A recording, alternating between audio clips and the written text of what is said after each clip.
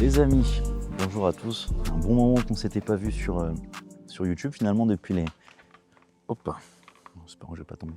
Depuis les dernières compétitions au mois de juin. On est le 8 décembre, il y a 7 mois qui se sont écoulés finalement depuis la dernière vidéo. Donc c'était important pour moi de vous tenir un petit peu au courant de ce qui s'était passé depuis et de ce que j'envisageais pour la suite. Je sais qu'on s'était quitté à l'Ampro Classique où j'avais dit que du coup je pensais poursuivre la saison 2024 au moins sur la fin d'année. Et j'avais expliqué un petit peu plus tard sur Instagram que j'avais plus forcément envie de, comment dire, que j'avais revu un petit peu ma stratégie dans le sens où malgré tout avec la saison 2024, même si selon moi et puis même selon mon coach, etc., j'aurais pu, avec de la chance, parce que j'avais le niveau pour, je pense, décrocher la carte pro, ce qui était l'objectif, gagner ma classe et puis potentiellement décrocher un overall et la Procard sur un Pro Qualifier. Je pense que j'aurais pu, c'est encore pas passé loin. Mais en y retournant sur la fin d'année, donc ce que j'avais prévu c'était de faire. Il y avait la Roumanie, je crois, en novembre, qui s'est passé il y a un mois. Il y avait Prague, il y avait le Big Man qui était la semaine précédente là. Je serais revenu, mais finalement avec le même physique que ce que j'avais en début d'année. Donc avec un physique qui est certes, selon moi, assez bon, mais qui demande encore peut-être un peu de travail pour que ce soit, entre guillemets, un physique de professionnel tout simplement. Et donc j'avais pris la décision de revenir sur l'année 2025, donc de faire des progrès sur le reste sur ce qui me restait de l'année 2024 et ensuite de revenir en 2025. Et finalement, avec les mois qui se sont passés, donc depuis cet été, j'ai eu quelques petites problématiques, choses qui m'ont pas forcément permis du coup de démarrer une phase de progression depuis. Alors rien de grave en soi, je vous rassure, je ne vais pas forcément entrer dans les détails, mais j'aurais pu continuer avec. Maintenant, avec les dernières années de compétition que j'ai fait, je commence à comprendre que pour le coup, moi, il va me falloir du temps pour arriver là où je veux en bodybuilding et pour atteindre mes objectifs. Et c'est pas en négligeant, c'est pas en rushant le process et en négligeant certaines choses qui, à long terme, pourraient s'avérer importantes que je pourrais arriver à mes fins. Donc je préfère prendre mon temps. Malgré tout, je suis encore jeune. J'ai préféré du coup prendre cette fin d'année totalement off pour pouvoir derrière faire une année 2025 productive, faire un hors-saison productif, faire tous les progrès dont j'aurais besoin pour déjà atteindre ce premier objectif qui serait de passer professionnel. Et puis voilà, donc je pense pour le coup que 2025 ne sera pas une année de compétition pour moi. Ce sera plutôt une année de...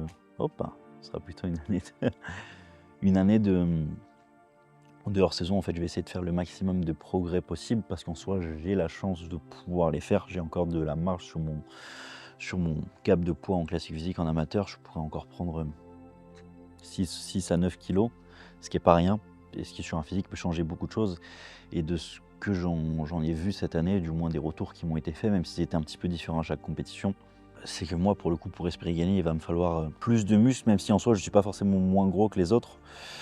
Je n'ai pas forcément la ligne la plus... en tout cas, c'est ce qui m'a été dit par les juges. J'ai pas forcément la ligne la plus esthétique et pour vraiment amener ce physique qui me permettra de sortir du lot, il me faudra plus de muscles, en particulier sur les cuisses et sur le dos. C'est des choses qui m'ont déjà été dites en 2023, qui m'ont été dites en 2024, même si j'avais progressé. Mais voilà, je pense qu'il va vraiment falloir faire un gros progrès sur tout ça pour espérer gagner. Et une autre chose aussi, sur ces derniers mois qui sont passés, j'ai pu prendre beaucoup de recul sur ce que j'avais fait sur ces dernières années en compétition. Et c'est vrai que je commence à me dire qu'au lieu de chercher cette victoire en Pro Qualifier, cette overall, cette Pro Card, je vais plutôt aujourd'hui me concentrer sur finalement atteindre le physique d'un professionnel avant d'espérer pouvoir gagner une Pro Card. Parce que pour le coup, je ne l'ai pas du tout. Il me manque beaucoup de masse musculaire pour ça. Et je pense que je vais dédier mon année 2025 du coup à construire cette masse musculaire là pour pouvoir revenir au mieux de ce que je peux. J'ai la chance de pouvoir prendre du muscle. J'ai un cap de poids dans ma caté dont je suis encore loin. Je peux encore ajouter 6 à 9 kilos. Et 6 à 9 kilos sur un physique, c'est pas rien. Surtout c'est du poids de scène, en fait, du muscle pur. Donc ça pourrait changer beaucoup de choses si je les ajoute au bon endroit. Donc voilà, je vais dédier mon année 2025 à tout ça. Et puis je vais essayer de vous faire suivre ça à la fois sur Instagram et également aussi un petit peu sur YouTube. Même si disons que bien sûr, je suis plus actif sur Instagram que sur YouTube. Ce sera plus simple de suivre un petit peu l'évolution de tout ça là-bas qu'ici. Mais voilà, j'essaierai tout de même de assez régulièrement des vidéos ici sur YouTube, d'en refaire. Parce que jusqu'ici, finalement, j'ai fait surtout des vidéos de compétition. Ça peut être aussi intéressant de voir le reste autour et de voir un petit peu comment se passe, je vais y arriver, une phase de hors-saison et de progression. C'est pas non plus une décision que je prends, on va dire à l'aveugle, c'est un petit peu aussi ce qui m'a été conseillé d'une certaine façon en compétition cette année. Quand je dis ça, je parle des retours que les différents juges ont pu me faire sur les différentes compétitions qu'on a fait. Mais ce que j'en ai ressorti globalement, même si les retours étaient assez différents sur chaque compétition, c'est que cette année sur la masse, j'étais finalement arrivé à matcher un petit peu le reste, puisque c'est ce qui m'a manqué sur les années précédentes, c'est de la masse musculaire, même si la condition était là et que j'étais assez symétrique et équilibré. Cette année sur la masse, j'étais au niveau, mais au vu du physique que j'ai, de la ligne que j'ai, qui n'est pas forcément aussi esthétique que celle d'autres, comme par exemple sur le régional, c'est ce qu'on m'avait dit pour le toute catégorie lorsque Zram a remporté. Ensuite, derrière au Portugal, c'est ce qu'on m'a dit également. On m'a dit que j'avais fait les progrès qu'on m'avait demandé depuis 2023, mais qu'au vu de mon physique qui était apparemment atypique, il me faudrait plus de dos et plus de cuisses encore pour sortir du lot. Et même chose sur les 2 compétitions qu'on suivit en Espagne. Il y en a une où on m'a dit que je m'en sortirais mieux avec plus de cuisses, ce que je comprends tout à fait.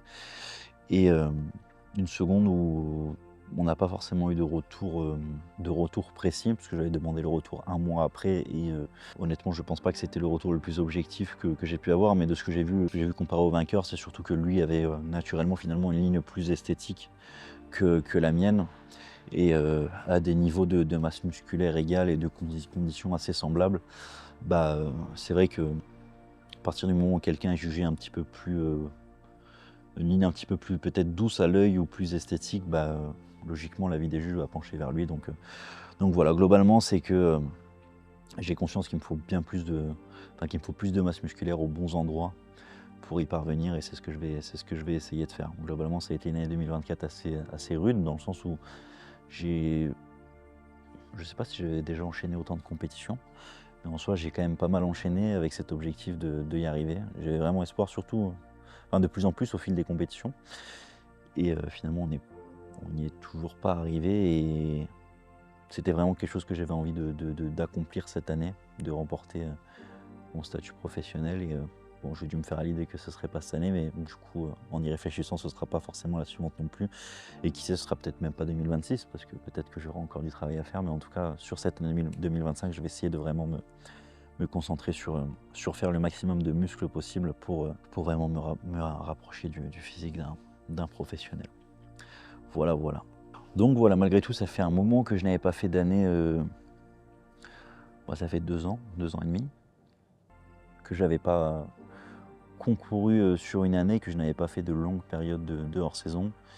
Et pour ceux qui le font, vous le savez, hein, ça demande beaucoup d'investissement personnel, beaucoup de temps, beaucoup d'énergie, beaucoup d'investissement financier aussi, d'enchaîner les compétitions. Et malgré tout, faire une pause sur cette année à ce niveau-là, ça va pas me faire de mal, ça permet de me développer un petit peu aussi, encore un peu plus au niveau professionnel, au niveau du coaching. J'ai pas mal de personnes que j'ai déjà prévu d'amener du coup d'ici quelques mois, d'ici le mois de mars au top de Colmar.